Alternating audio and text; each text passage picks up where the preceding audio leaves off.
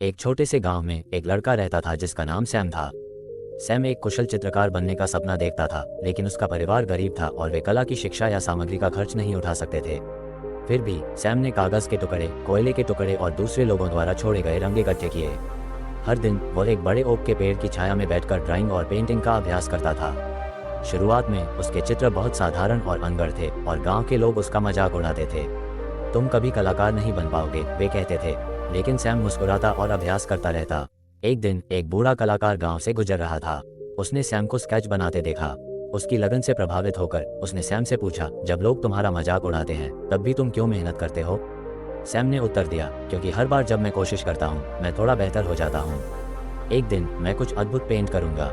उस कलाकार ने सैम को सिखाने का निर्णय लिया। उसने उसे नई तकनीकें सिखाई और अपनी समझदारी साझा की।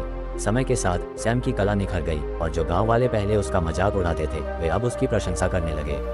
कुछ वर्षों बाद सैम की पेंटिंग देश भर की गैलरियों में प्रदर्शित होने लगी और उन्होंने अनगिनत लोगों को प्रेरित किया।